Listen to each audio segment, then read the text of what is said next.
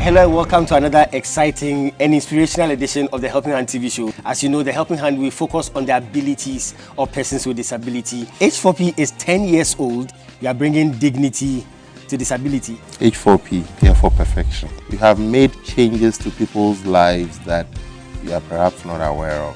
Every Saturday when I watch this show, I feel more heard. I feel more visible. I feel like somebody is speaking my mind. The show has brought enough evidence that these are awesome people who are doing great things. They are helping their families, institutions, churches, nation. Remember that disability is not inability. Hello and welcome to another exciting and inspirational edition of the Helping Hand TV show, where we seek to throw the spotlight on the abilities of persons with disability. And like I say, you are welcome to my world where disability is not inability. Special thanks to DV Unlimited Company Limited and Fire Steel Chapel, my proud sponsors. And thank you so much for tuning in. I'll go for a quick commercial break. I'll be right back and I'll introduce you to my very special guest. Stay tuned.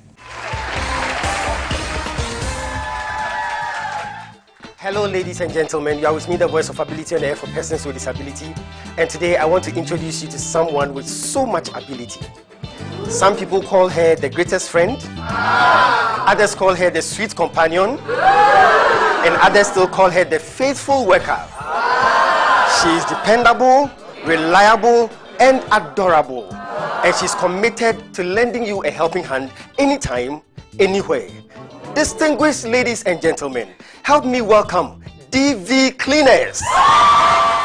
DV Cleaners Alata Samana Shower Gels, DV Cleaners Aloe Vera Shower Gels, DV Cleaners Body Lotions, DV Cleaners Hair Shampoos, DV Cleaners Hair Conditioners, DV Cleaners Liquid Detergents, DV Cleaners Hand Wash, DV Cleaners Floor Cleaners, DV Cleaners Toilet Cleaners, DV Cleaners Cake Soaps, and now introducing DV Cleaners Hand Sanitizers. For bulk purchase, call us on +233 278 308 246 or +233 244 467 326. DV Cleaners, one of the top most made in Ghana products. DV Cleaners, proudly Ghanaian. And so remember that anytime you purchase any of the DV Cleaners range of products, you are lending a helping hand to a person with disability, and you are supporting H4P organization's special advocacy for persons with disability. DV Cleaners, Nature's finest touch. Welcome back. Yeah, welcome back to the Helping Hand TV show with me, the voice of ability on air for persons with disability. This is a very special edition.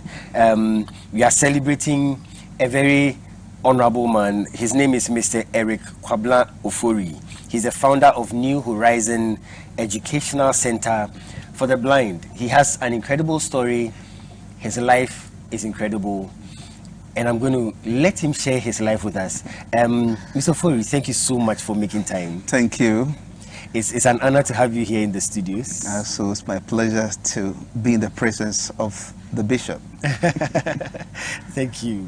Thank you so much. You have contributed so much to disability issues. We appreciate your work.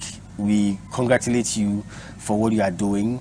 And today we want to celebrate you on the Helping Hand TV show. Oh, wow.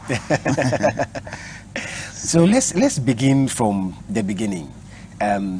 You are visually impaired? Yes. Are you partially or totally? Yeah, I'm a person with a severe low vision condition. Wow. I'm not totally blind. Okay. I can see figures, I can see things, especially if the things are big. Oh, I can see them. Okay, so let's start with your story. How did it begin? At the age of 9 years. Oh, that early? Yeah, when one night I was going out and I came back and I started feeling itches all over my eyes. So the following day it was still itching. Okay. And the third day, was it painful apart from the itching? it wasn't painful, but it was really itchy. You know, Okay. it was itching me so much. Okay. So I have to be, Rubbing? rubbing. So within 1 week, the whole eyeball was reddish. Then within 2-3 weeks, something started germinating around the lips of the eye. Oh. Yes, it started growing. Were you in school by then? Yes, I was in school. I was in primary school, I think class 4 or class 5 or something. Wow. So within 2, 3, 4 weeks, 5 weeks, you know, a flesh started growing around the ball, eyeball. Okay. And Was that painful? It wasn't painful anyway. Okay. But I feel the itches all along. Okay. So it happened that my parents have to seek for medical attention. They should be very concerned, I guess. Oh yeah, I have some lovely, parents. Yeah, but they are no more anyway. Yes, sorry. and first we went to Takrady European Hospital, Okay. where an operation was performed to scrape the flesh who was trying to cover the eyeball. Still at 9 years old? That's 9 years. Okay. Okay. So they did it. Was it successful? Yeah, it was successful somehow. That's for that moment.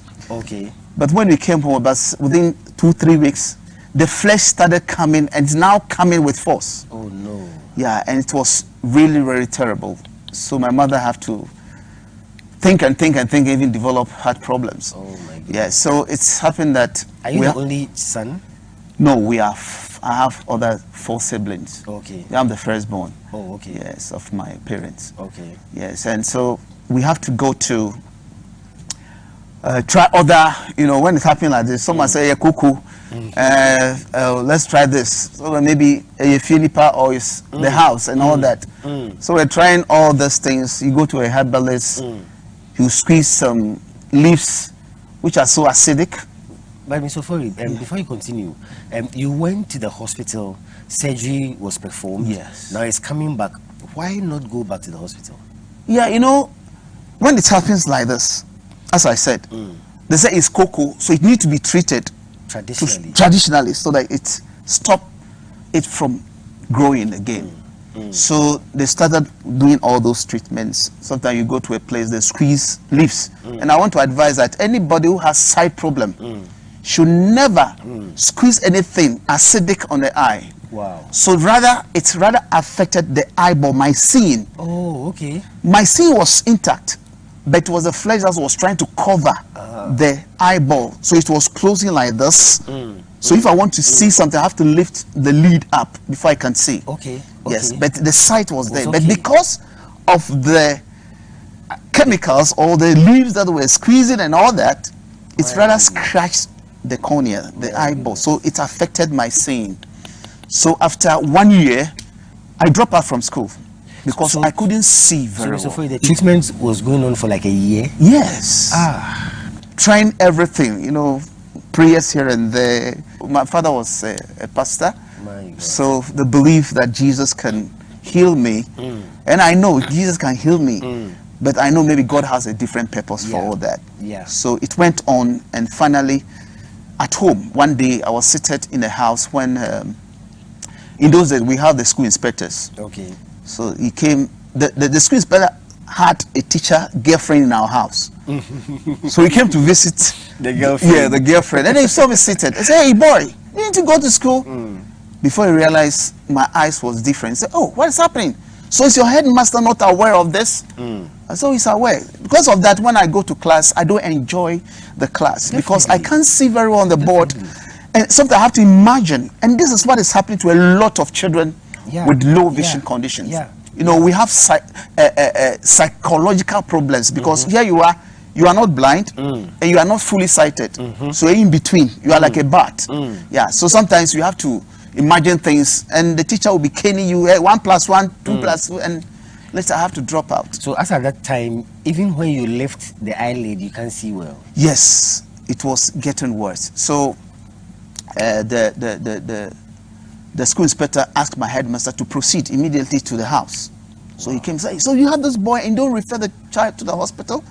So quickly you have to write a letter to a European hospital again for further operation. This is interesting. I'm looking at the effect of tradition, effect of superstition and all that, because a lot could have been done to save the eye, right? You were talking about going back to the European hospital. Did it mean that something positive was going to come out of it. What happened there? Yeah, we're trusting God for that because when we went, we met a new Pakistani doctor, Dr. Ghosh. I will never forget in my life. Immediately he saw me, he started blaming my mother. Oh, why? Yes, because why should she allow this to deteriorate to this level? It's had been 1 year. Yes. So now the whole thing is closed. So where was your dad by then? Oh, my dad was around. He was a postmaster by then. Okay. Yeah, he was a postmaster. So he was giving the money. And my mother would take me to the hospital.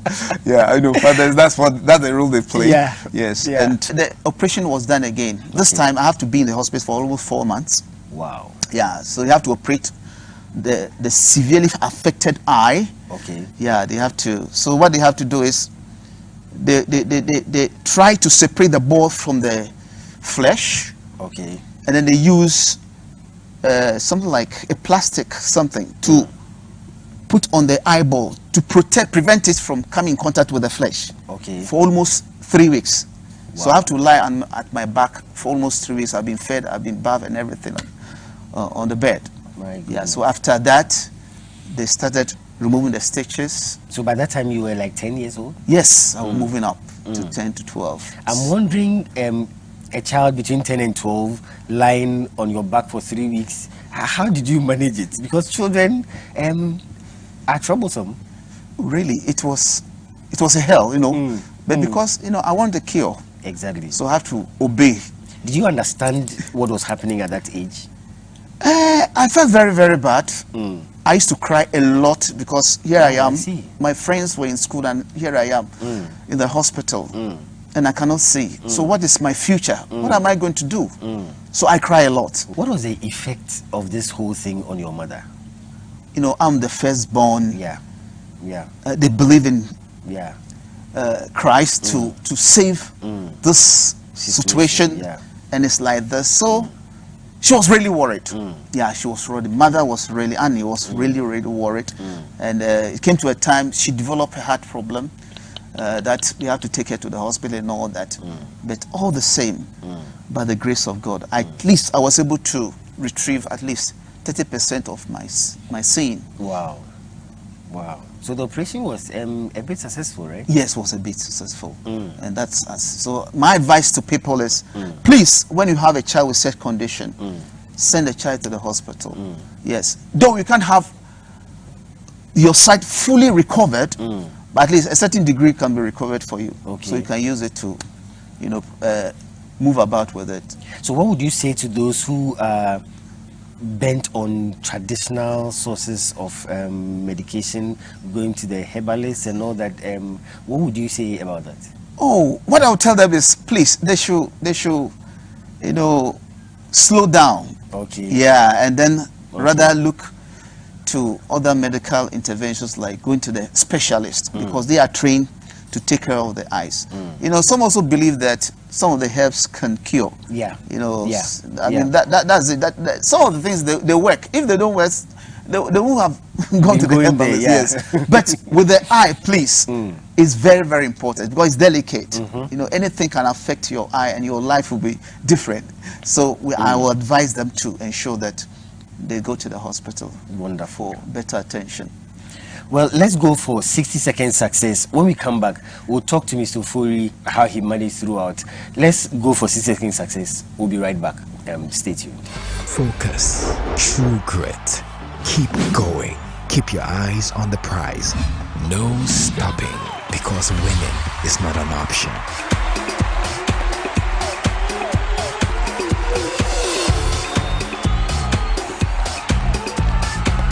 It's 60-second success with the Bishop. Stay tuned. Hello and welcome to 60-second success with the Bishop. Today I want to talk to you about the importance of taking risks, calculated risks. Life is a journey, my friend, a journey that is full of risks. And you have to decide to take calculated risks because it is those who have the audacity to face their fears and take risks who become successful. Life is not always smooth.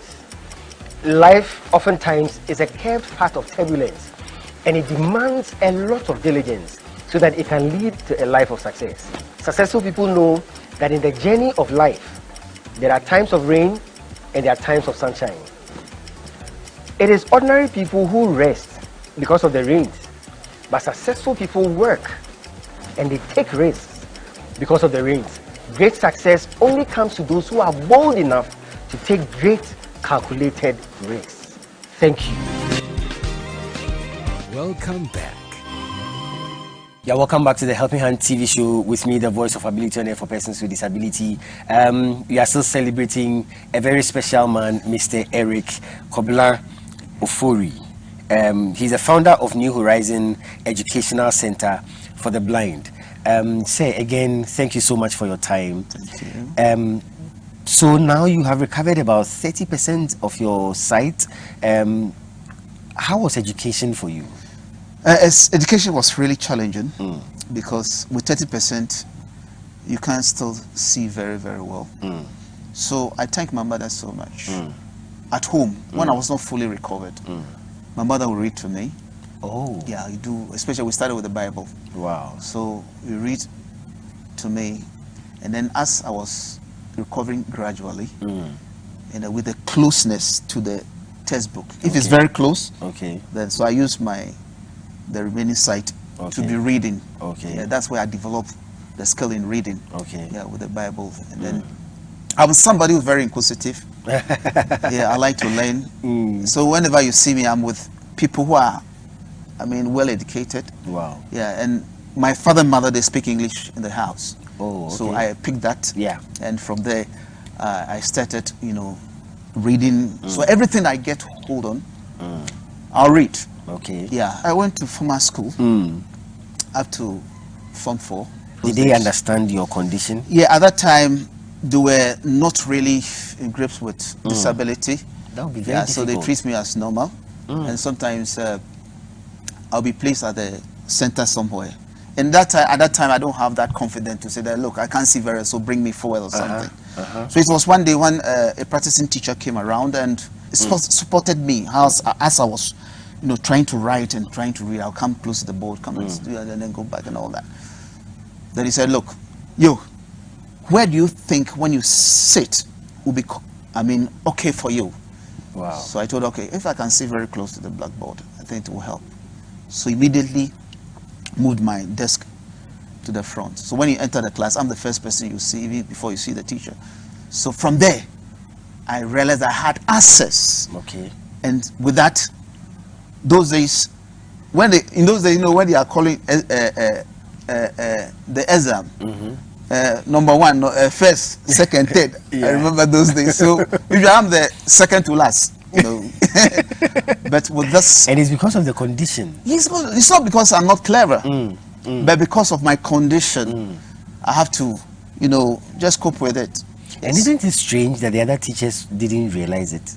Yeah, they know, but they don't know what to do about it. Okay. Yeah, a lot of teachers have this problem.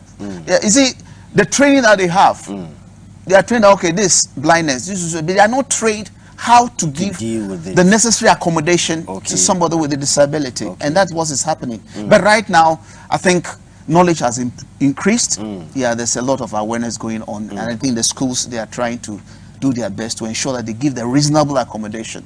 Yes. So it happened that I was excelling. I was fourth at that time. I became the fourth person and all that. Wow. And then we move on to that level. Let's talk about your foundation. Maybe before then, you were introduced to the GBU at a point. Yes. Tell us about that. Yes. After this schooling, I went to a rehabilitation center. Okay. To go and learn basketry and all that. Okay. And my father took me there because he thought maybe my challenge in going to the mainstream is quite unbearable for him. So I have to go to the rehab center to learn some basketry. Something that I'm not really enthused about, but yeah. And it was also an opportunity for me to have a job with the Ghana Education Service, because at that time they employ craft instructors. Oh, okay. Yeah, so that gave me that opportunity to go into the Ghana Education Service to have some employment as an instructor. Yeah. So, as you said, I was trying to see what can I do with my life. Then one day, at the rehabilitation center, a group of persons with blindness, in those they are known as Ghana Association of the Blind. Okay. Were having their general meeting. Okay. So we're invited. So when I went, well, I saw this nice guys. You know, they are blind, but the guys are comfortable with life. You know, and their teachers, well dressed. You know, their sports. And the one person that really impressed me was the late George Kotoku. Okay. The way he rattled the brofono. Oh, now, so what am I doing with myself? I've seen these guys doing so well. No, I have to do something. I shouldn't see myself an outcast. No, I have to do something. No, if these people are able to achieve this and they are happy with themselves, then what is it? So from there, I started joining the organization. Wow. I became very active in it, sincerely. And that's in the voter reading hall. Okay. Then from there, I moved to become the regional secretary of the organization. Wow. Yeah, and through that, we're able to do small things, you know, at that time. And you know, one thing about GB, I'm very grateful to my senior man, Mr. E.T. Playa. Okay. Yeah, those days, GBU was really blooming. You know, Scanoba, you know, Danish were pushing money. And this organization developed programs were going on. Okay. A lot of workshops, capacity building, leadership, and all that. Okay. And that really pushed me up. Okay. And finally, to fundraising. And that was the blow. Wow. Somebody was sent to go and learn about fundraising. When the person went, he just came by saying, "You can go again." And I said, "Okay, then I'll go." Okay. That was Christopher Friend. Okay. And it was so exciting. Yeah, and then there I realized that I have some flair for fundraising. Okay. I learned from him. He taught us that, you know, build on the little successes that you do. Yeah. The little success that you chalk, please build on it. Don't be discouraged. You can write 1,000 letters. If one is successful, it's a success. Yeah. Because he were to be there without making an effort, you can't get even that one. Exactly. And that was an inspiration. Since then, I started reading about, became so active. I wrote proposals. My first time of writing a proposal was Abilis Foundation. Okay. For our women, you know, women with disability, especially the blind and low vision. Yeah. So we did this skills development program for them. Okay. Whereby we give them support, like a revolving fund. Okay. So when you get the money, you work with it. Okay. And then every month you pay back. Okay. Yeah. And that was around 2007 or something. Yeah. So we did it for 50 people. Yeah. But at the end of the day, Scanner and Sam baby. When he asked, "Where's the money?" I made a farm and I made a farm and then the rain didn't come. So some people had the money and went and married another woman and all that. You see, these are some of the things. So sometimes when you come in with interventions, you know, people sometimes disappoint you. But all the same, it help. I still have some people who are doing the work. Some are into pillow production. Okay. Others are into oil extraction, making palm oil and all that. It was very exciting. You know, that was my greatest, achievement as a start. Wow. Because it wasn't easy to, as a regional organization, to write the proposal to an organization outside the country. Yeah. Yeah. When I was writing the proposal, one of my friends, GFD, was, "Now, Eric, who is serious?" But with determination and commitment. Yeah. Yeah. With good friends around, we're able to make it. Wow. And we had a very beautiful project. Though, at the end of the day, Scanner memo, but I felt good that I've done something to support our brothers and sisters with this condition. Amazing. So from there, it gives me more energy to go in for more. So I went to the Netherlands Embassy. Okay. We also had a similar project for also women. This one will come and ask you what do you want to do. Okay. Then you tell me, okay, I want to do oil extraction, or I want to make pillow. Okay. So then we ask you, what do you want? What are the materials? We don't want to give them the money because of my first experience. So what I do is I'll ask you, you list everything that we come and buy for you. Okay. So we bought all the things for them, and then we have a big occasion where we distributed to them. Wow. And then we did the follow-up, and then we give them some small working capital to start with it. Okay. And I think it was quite beautiful. Yeah, that one worked. Okay. Yes, I think it did well. Some of them are still practicing producing pillow as at now. Others are doing their small table trading. Wow. Something. Wow. So I think with the right support and then learning from your mistakes and then reorganizing and strategizing, you can succeed. Wow. I'm going to cross over to Elom for a spot of music. When we come back, we'll talk about the New Horizon Educational Center for the Blind. Mr. Ofori is the founder. So let's cross over for a spot of music. We'll be right back. Stay tuned.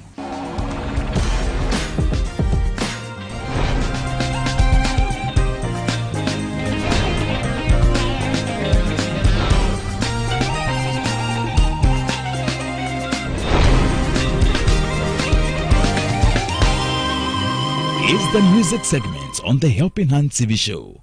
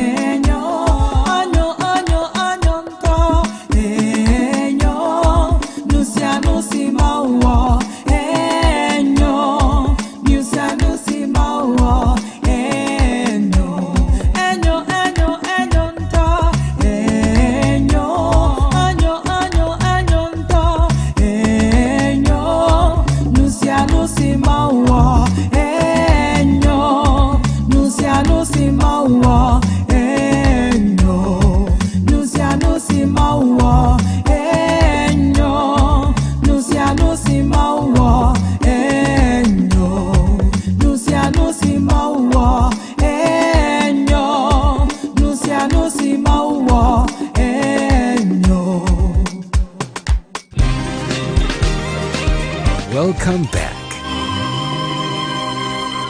Yeah, welcome back to the Helping Hand TV show with me, the voice of ability on air for persons with disability. It's a special edition. We are celebrating a very special man, Mr. Eric Ofori.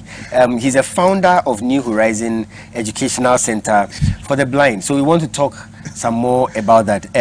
Say, you have gone through very challenging times and you have helped people and you went forward to help more people. Let's talk about New Horizon.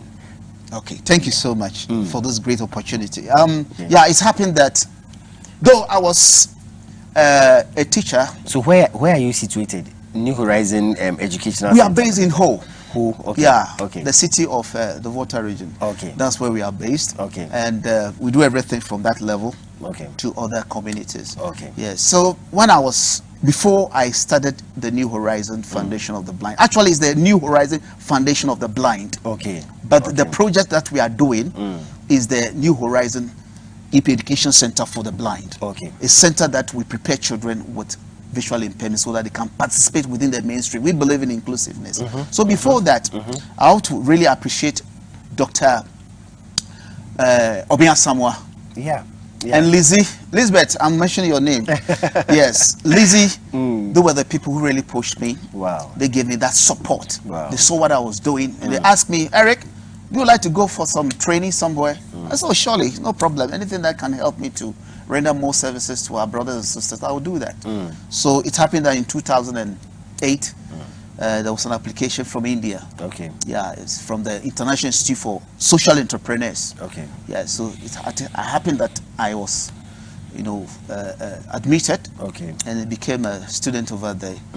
And I developed my computer skills. But even before that, Dr. Abin gave me a scholarship to go to the computer center at GBU. Okay. Yeah, okay. where I did for 6 weeks. Accra Rehab. Yeah, career rehabs. Okay. I did that. I had that, and then based upon that, I was able to go to, because before you go there, you have to have those skills, because we did everything with a computer, and even braille wasn't commonly used. We use everything on technology. I learned about other applications as well. Wow. Yes, and it was very fantastic. We thank God for people like Dr. Obing, right?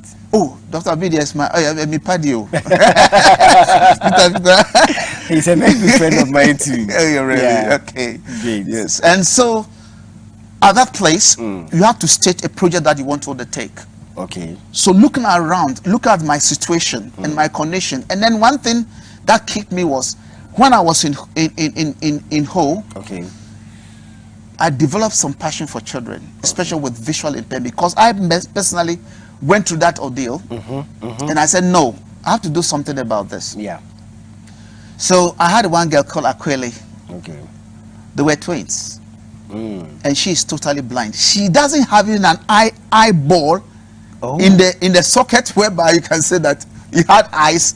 That's why you cannot see or whatever. Wow. There's nothing there. Wow. And she was at home. She was born like that? Born like that. They were twins. While the sister was in school, Aquile was in the house. When I saw her, I was so much touched. I said, no, I have to do something. So because of Aquile, I said, no, I'll do a preparatory center where those children will be brought, given the requisite skills so that they can participate within the mainstream school system. I believe in inclusiveness. Yeah. And that's what I do. Ensuring that children with set conditions have the skills. What are the skills? How to read and write, braille, and other alternatives. Okay. So it happened that that was my dream when I was in the institute in India. Okay. So you have to take something like that. So I did that. I took preparatory center or whatever center it is as my project. Okay. So when I came down, I started, doing something about it.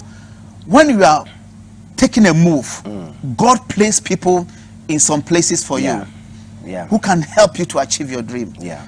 I have a wonderful friend. This one I will mention his name. Okay. Lovelace Mensah. He's the executive director of the EP Disaster and Relief Agency in Ho with the EP Church. Okay. He graciously offered his office as our meeting place. Oh, I see. And he really encouraged me. Eric, I like your dream. Let's do it. We started training identified children. I started with almost 80 children. Oh, okay. We have self-advocacy group, that's what I call them, Okay. of sometimes 12, 15 and all that. And we train them first to understand that their disability is not a limitation. Exactly. 2, they must understand that there's a law, there's a convention that promotes the right of children and young people with disability. Okay. And that education is not just a privilege, it's not some more education, no. But it's your right to have access to education on equal basis with others. So we train them on how they can speak when you're in a class and teacher is teaching, how we can be assertive to tell the teacher, please, can you spell what you wrote right now on the board for me? Okay. Or can you ask somebody to read for me? All those things. Not to be aggressive. That, hey, now teacher, no, we train them to be assertive. Assertive means when you are talking to the person, you respect the person before you come out with your issue. Okay. And the person will understand you. Okay. Some of our colleagues, though we know you have challenges, but sometimes the way they go about it is too aggressive. It makes it doesn't make the picture seem so good. But when you are assertive, that you respect the person, that you speak out what exactly is your problem, that you help the person to solve it. Exactly. Sometimes when we say our problems, we don't rather help the person to solve, because he is not in your shoe. He doesn't know what is pinching you. So you must explain and help him to help you to solve the problem. So that's what we do with the children. We train them. Some of our kids, we gather them and then give the training. Some of them are in the colleges. Some of them have come out from school. They are teachers working. So as we're working, sometimes we go to a community, you see a child. We try to bring Braille to the doorstep of the child. But in doing that, we realize that we don't have the sikano to buy fuel and power our motorbikes and be going all over the place. And another disadvantage is when you go and you train the child on how to use the universal Braille kits, how to read and write Braille. Because there are many, before you come back to the person and ask you, oh, what did you learn last? Is forgotten. So we realize that no, this will not help us. So what we have to do is we have to think about having a preparatory center, a center where we train them, have the skills. So they come there. They come there. We go. We have a program called Operation Search and Rescue. Because if you don't go to them, their parents will take them to the prayer camps. What I experienced. They will take them for healing. They will think there's no way for them. And in fact, you meet some of them, they are just in the house. I met a family where the mother is totally blind, but the father is a stammerer. He weaves this kente cloth or does all jobs. But the woman has 3 children, all of them are with the blindness. So you can imagine such a family. And the woman is blind herself? Yes, blind herself. And having 3 children who are having the same condition. So 2 of them are now in my facility, supporting them. Any age bracket? Yes, we start from 5, 6 up to 22. I have the oldest guy is 22 years at the facility there. Yes, so we pick them and then we start training them. We had a very wonderful friend at the German embassy. You know, I used to write proposals to seek for, because I love computing. Because computer made me to do what I'm doing now. So I wanted to bring computing or accessible computing to the doorsteps of my young brothers and sisters. Instead of the Braille? Or no, in it's addition, both. In addition, yes, because Bishop, please, right now in this world, if you are not computer illiterate, as a person with disability or with visual impairment, you'll be left behind. Because the corporate guy who is coming is looking at you. What can you do for me? If you write Braille for him, he can't read the Braille. Exactly. But if you have technology, access to accessible computing, you can do a lot of things. You can write your reports. You can do everything with it. So that's the equalizer. So I realized that is, and I think that is my passion now, to ensure that every child with a disability, a child with visual impairment, should have access to digital tools. So that they can have it. Well, I told you my guest is special. We'll go for H4P Showtime. We'll be right back. And then we'll have the freestyle segment. We'll see what Mr. Fori will do for us for freestyle. We'll be right back. Stay tuned.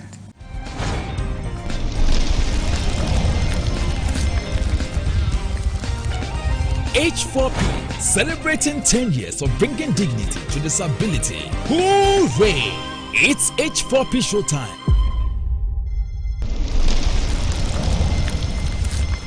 He that is down. He that is down. Yes. Ah, there you are. He that is down.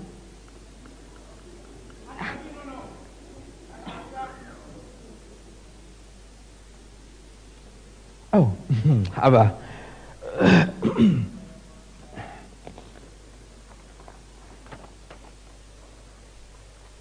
I see. So have you sorted out the problem with the invitation card? I hope to sort it out today. Okay. And how about the dinner? Have you settled on which caterer you will contract? Caterer. Caterer for the dinner. Oh, that one today. I hope to sort it out today. Hey, and also today. Yes. Hey, but I see. Okay, so how about the souvenirs for the engagement next week Friday? He that is down. He that is down. Yes. What is it? I am asking whether the souvenirs for the engagement are ready. It's just next week. Souvenirs? Yes. Souvenirs. Today. I hope to sort it out today. Hey, today. Hey, as for me, I am really not happy with the way things are going at all. And how do you mean? Well, last time I checked, it is 2 people who get married. But in your own case, he that is down, in your own case, it looks as if it's only 1 person getting married. He that is down. He that is down. Baba. Look, I don't have time for your frivolities. You can obviously see that I'm very busy. Exactly my point. Exactly my point. My dear brother, why are you the one doing everything? Hey, last time I checked, it is the bride-to-be who should be concerned about souvenirs for engagement and all that. So why are you the one doing that? Why? He that is down. He that is down needs fear no fall. Abba more racing. I am down. Have you finished? Have you finished? Please. See, it's either you help me with the arrangement for my wedding, or you leave me in peace. And why would I leave you in pieces? Why would I leave you in pieces? My dear brother, last time I checked, you were the one going around looking for a hairdresser and a makeup artist to do the makeup for your so-called bride-to-be. Purchase copies of the H4P Melodrama DVDs today. Contact H4P on +233 209 555 777 or +233 596 313 338. All sales are for the promotion of our disability advocacy. So grab your copies now. It's H4P Showtime. It's 10 years of bringing dignity to disability. H4P Ajiko. Welcome back. Thank you so much for being with me. This is a freestyle segment where I allow my guests to do anything. They can sing, they can dance, they can play an instrument, anything they can do. So let's see the special man we are celebrating today, Mr. Ofori. What do you do for me, freestyle? I'm going to make a small piece in Ewe. Great. Yeah, Great. it's all about appreciating God for what you have done for me. Okay. Yeah, but I'm going to sing it in Ewe. All right. Please go ahead. Madakpena mauga lepedo menyonyota nemabuta meseko akpedako maji oh madakpena mauga oh lepedo menyonyota nemebuta meseko akpe hadako maji oh neveveva jodalali ewonu sianu nye nemebuta meseko akpe dako maji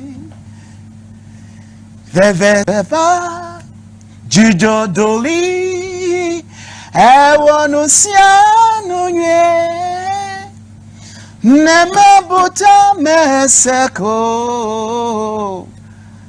akpedako maji. Wow. Thank you so much. My special guest has been Mr. Eric Ofori, the founder of New Horizon Educational Center for the Blind. Thank you so much, sir. God bless you for the good work you are doing, and we pray for more open doors for you Thank you so much. Thank you so much for having me on this show. You're welcome. Thank you. You're welcome. Special thanks to DV Unlimited Company Limited, Fire City Chapel, my proud sponsors. Thank you so much to all those that contribute to the H4P organization through our mobile money system. Thank you. Special thanks goes to my crew. You make this possible, and I'm so grateful. I'm going to come your way again, same time next week. Until then, remember that disability is not inability. Take care of yourselves, stay safe, and God bless you. Spirit, lead me where my trust is without borders. Let me walk upon the waters where